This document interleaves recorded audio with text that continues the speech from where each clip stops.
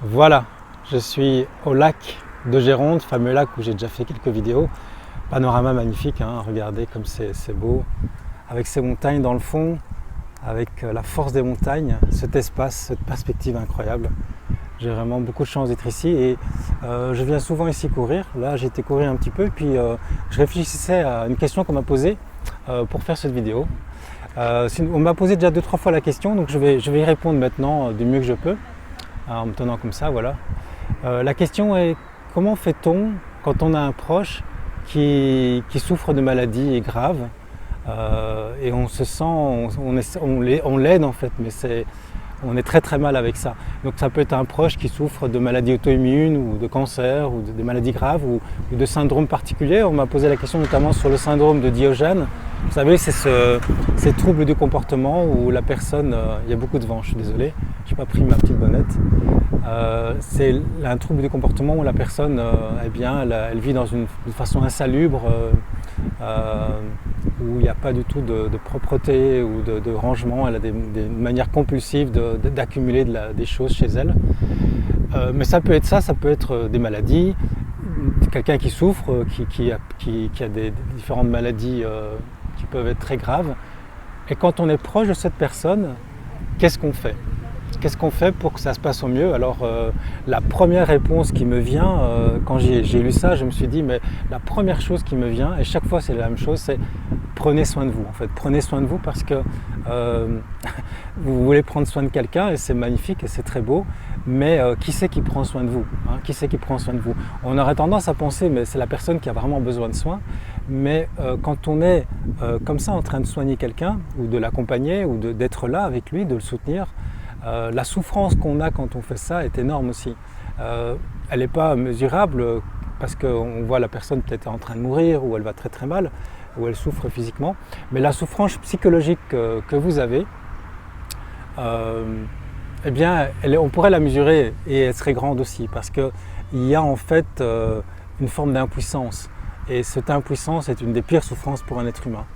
Et puis un épuisement certainement aussi, et puis une grande tristesse parce que la plupart des êtres humains sont empathiques et si vous êtes très empathique, très sensible, c'est d'autant plus que vous prenez cette souffrance. En fait, on pourrait dire plutôt le terme sympathie. Sympathie, étymologiquement, ça veut dire souffrir avec. On souffre avec l'autre, mais en fait, en réalité, on souffre presque plus parce qu'on imagine sa souffrance et souvent, quand on imagine les choses, on amplifie les choses. Alors, la première chose que je voudrais dire, donc, c'est, je vais poser mon bras ici, excusez-moi. Voilà, j'espère que c'est pour vous montrer le beau panorama, c'est trop beau ici. Donc la première chose, c'est prendre soin de ça, de soi. Et ça veut dire pouvoir mettre des limites parce que, évidemment, on aimerait tant que la personne ne souffre pas et on pourrait dépenser sans compter son énergie pour qu'elle guérisse ou pour qu'elle aille mieux, qu'elle soit plus positive, plus constructive, plus joyeuse, si c'est possible. Et parfois la personne peut même rester très négative et on continue à s'occuper d'elle. Ça peut être une personne très négative aussi qui nous épuise. Et donc la clé, c'est de ne pas s'épuiser, évidemment. Parce que si vous vous épuisez, vous vous enfoncez avec elle. Et l'analogie qui me vient par rapport à ça, c'est imaginez quelqu'un qui est en train de se noyer devant vous. Alors vous êtes en train de lui donner cours et il est tout près du bord. Donc vous dites, mais tiens-toi au bord, c'est facile, tu te tiens au bord, c'est facile. Mais la personne ne se tient pas au bord, elle est en train de s'enfoncer, elle est en train d'avaler de l'eau et vous dites, mais non, mais tiens-toi au bord, c'est pas compliqué. Et alors elle tend sa main comme ça, alors vous prenez sa main et elle vous tire avec dans l'eau, donc vous plongez avec elle dans l'eau. Alors là, vous vous tenez au bord, puis alors elle s'éloigne du bord, donc vous allez la chercher parce qu'elle se noie, puis vous lui dites, mais tiens-toi à moi, alors tiens-toi à moi. Et elle se tient à vous, mais elle s'enfonce avec vous, elle vous tire vers le bas, on dirait presque exprès, elle vous tire vers le bas et vous êtes en train de vous enfoncer avec elle. Et en fait, c'est ça l'idée, c'est quand on essaie d'aider quelqu'un, parfois on risque de s'enfoncer avec elle. De s'enfoncer dans quoi? De s'enfoncer dans des états dépressifs, de s'enfoncer dans des états de manque de vitalité parce que c'est épuisant. Il y a un proverbe, bon c'est pas un proverbe, c'est une phrase que j'ai entendue d'un maître spirituel que j'aime beaucoup qui disait « Quand quelqu'un est déprimé, c'est bien qu'il y ait 10 personnes autour de lui. Pas une personne, mais 10 personnes autour de lui qui prennent soin de lui. Parce qu'une personne, et moi je l'ai vécu, j'étais tout seul avec quelqu'un qui était déprimé, une personne que j'aimais beaucoup, mais ça m'a enfoncé en fait, ça m'a épuisé, je captais cette tristesse et je m'enfonçais dans un truc très très sombre. Et en plus, il y avait cet état d'impuissance qui fait que tout seul avec quelqu'un de déprimé, c'est extrêmement difficile. Et donc, ce que je vous invite, c'est de ne pas être tout seul, mais souvent, malheureusement, les personnes empathiques sont vite repérées et les autres s'en vont. Donc, c'est souvent sur vous, sur les personnes empathiques que ça tombe. Et donc, voilà, la question c'était, mais qu'est-ce qu'on fait alors dans ce cas-là, quand on est seul, ou quand on n'a pas beaucoup de moyens et qu'on voit quelqu'un qui est en train d'aller très très mal, et surtout qu'on ne peut rien faire. Alors, donc, la première clé, c'est de ne pas s'épuiser. Ça veut dire savoir mettre une limite. Une limite jusqu'où vous allez. Parce qu'on pourrait aller jusqu'à la mort. Hein. Vous seriez même presque prêt à vous sacrifier pour que l'autre ne souffre pas. Et donc évidemment, ce n'est pas une très bonne chose de... Je suis en train de chercher l'angle de la caméra, excusez-moi. Voilà, je pense que ça va aller mieux comme ça. Et donc, il faudrait pouvoir mettre une limite. Jusqu'où vous pouvez aller.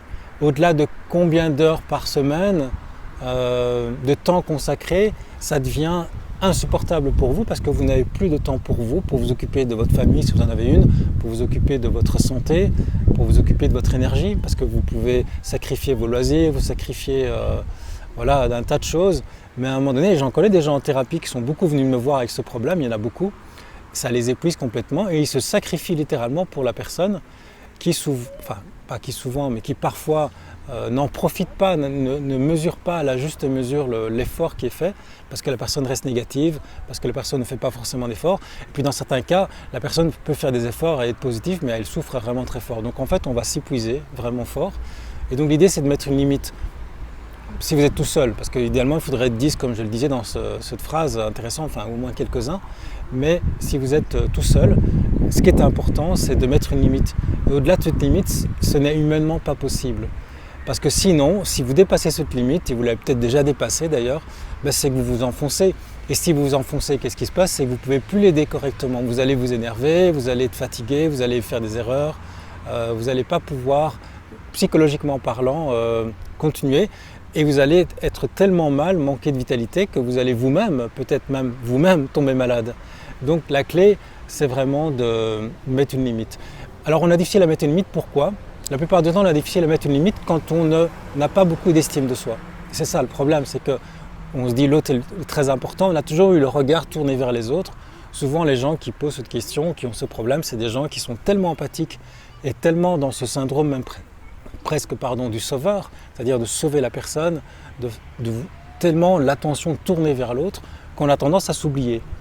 On veut toujours faire plaisir à l'autre, on veut tellement qu'il soit bien, on n'ose pas dire non pour ne pas le blesser. Vous voyez ce genre de réflexe où on préfère prendre sur soi pour ne pas blesser l'autre et donc on continue. Et c'est très répandu dans la société, c'est pour ça que je fais cette vidéo. Et la clé, c'est de mettre une limite. Mais pour mettre une limite, il faut pouvoir s'estimer. Pour pouvoir estimer la limite, il faut d'abord s'estimer soi. Parce que si on pense qu'on n'est pas méritable, estimable, qu'on n'a pas une grande valeur, on ne va pas mettre de limite. On en mettra une très très haute, mais là, si vous êtes là-haut, c'est déjà trop tard. Vous êtes plus du tout... C'est maintenant à vous d'être pris en charge parce que vous n'êtes plus capable d'aider quelqu'un. Donc la limite, elle doit être mise absolument et elle est mise à l'aune de votre capacité à vous estimer. Quelqu'un qui s'estime très fort, par exemple, va dire non, mais moi, pas de manière égoïste, mais va se dire là, je ne peux pas faire plus. Parce que si je fais plus, je vais me brûler les ailes et je ne pourrai plus, vivre, je ne pourrai même plus aider. Donc je mets une limite. Alors ça peut être une limite en termes de jours, en termes d'heures, en termes de fréquence, parce que je connais beaucoup de gens, j'en parlais un petit peu dans ma vidéo sur la famille, dans les illusions, qui ont un parent par exemple très négatif, qui est très malade ou très négatif, avec une invalidité, mais qui n'arrête pas de les appeler 3-4 fois par jour et ça dure parfois des heures, mais c'est insupportable. À un moment donné, il faut se dire, ok, je mets une limite. Je mets une limite dans la fréquence, je mets une limite dans le temps et je mets une limite de manière générale. Il y a des jours où je ne décroche pas et puis je ne veux pas être le seul à le faire. Vous voyez, je vais mettre une limite. La limite, évidemment, ça dépend du contexte, mais elle dépend surtout de l'estime de soi. Est-ce que vous vous aimez suffisamment? Et souvent, on va le voir que quand on est difficile et qu'on se pose ce genre de questions, qu'on a ce type de problème, c'est que, justement, on n'arrive pas à avoir une bonne image de soi, on ne s'estime pas vraiment, et donc comme on ne s'estime pas, eh bien les gens peuvent nous utiliser, peuvent abuser de nous, on est moins important, donc on essaye, quand on n'a pas d'estime de soi, on essaie souvent de d'avoir une image de soi positive qu'on n'a pas à travers le regard de l'autre et à travers l'action qu'on fait. C'est peut-être pas votre cas, mais beaucoup de gens font ça. C'est quand ils font une action bienveillante, prendre soin de quelqu'un, ils peuvent se dire mais voilà, là je suis quelqu'un d'estimable. Et comme il y a un vide à combler, ben on va en faire beaucoup jusqu'à dépasser des limites. Donc l'idée c'est de dire au-delà de ce contexte où il y a quelqu'un de malade, quelle valeur je peux m'accorder à moi-même? Est-ce que je m'aime? Est-ce que je m'apprécie? Est-ce que je suis un être humain estimable? Alors évidemment, ça j'en ai parlé beaucoup dans les vidéos, c'est qu'on va s'estimer en fonction de l'estime qu'on a reçue quand on était enfant. Si on n'en a pas reçu beaucoup, on a tendance à ne pas avoir beaucoup d'estime pour soi. Si un vase n'a pas été rempli, ben, il ne peut pas déborder. On ne peut pas déborder d'amour si on n'a pas reçu de l'amour.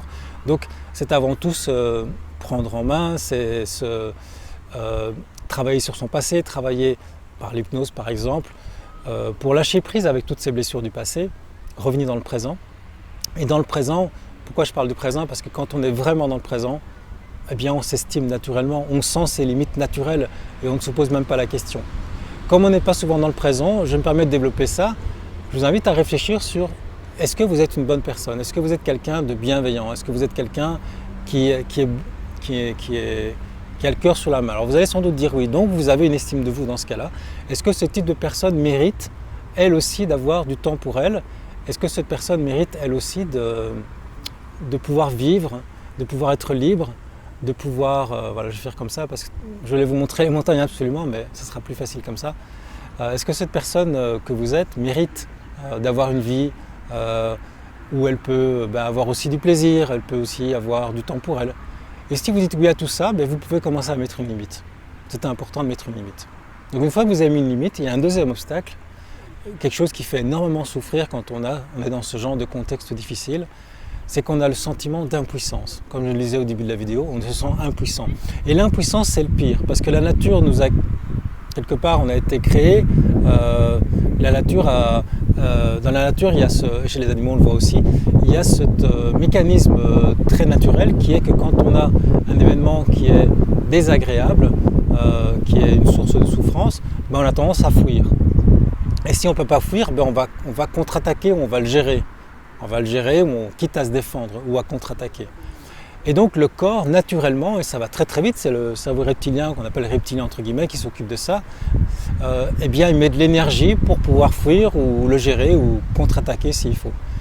Mais comme on est dans une situation où on se sent impuissant, dans le cas où on est enfant par exemple, ou dans le cas qui est le vôtre ici, si vous avez ce problème, c'est que vous vous occupez de quelqu'un qui est en train de dépérir ou qui a un syndrome que vous ne contrôlez pas, qui a un problème ou un problème de santé que vous ne contrôlez pas, vous avez l'impression de rien pouvoir faire, vous vous sentez littéralement impuissant, vous n'avez plus de puissance pour l'aider, à part l'aider, vous faites quand même quelque chose en réalité, mais vous avez l'impression que vous ne pouvez pas le guérir. Ce sentiment d'impuissance, il est terriblement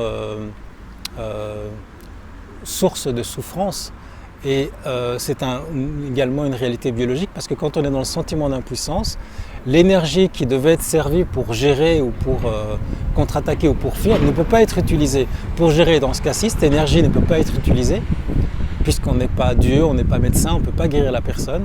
Alors on fait ce qu'on peut mais on a quand même ce sentiment d'impuissance, donc cette énergie elle reste bloquée en nous et elle nous ronge à l'intérieur, elle se retourne contre nous comme une télévision qui implose. Donc ça va créer des symptômes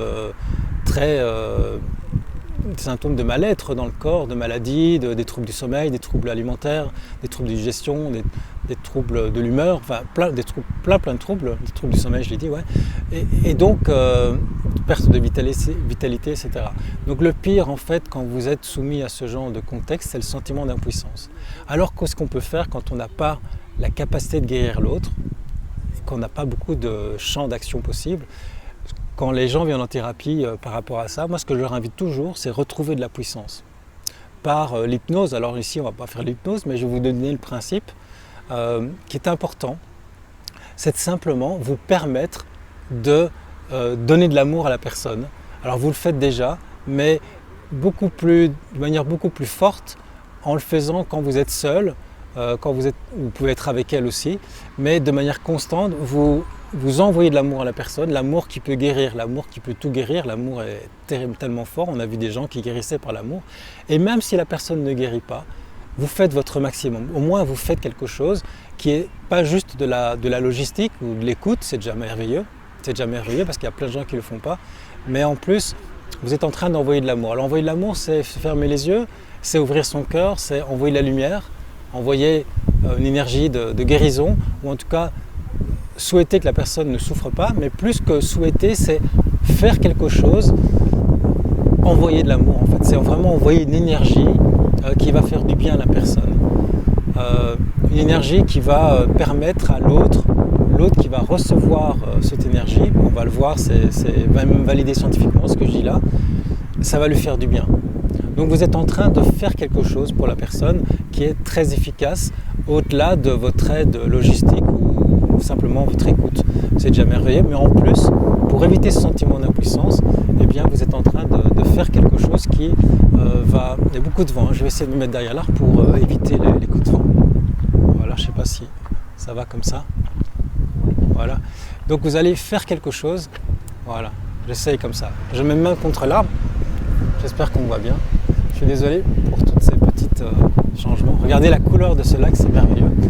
Et donc, ce que vous allez faire, c'est une sorte de méditation.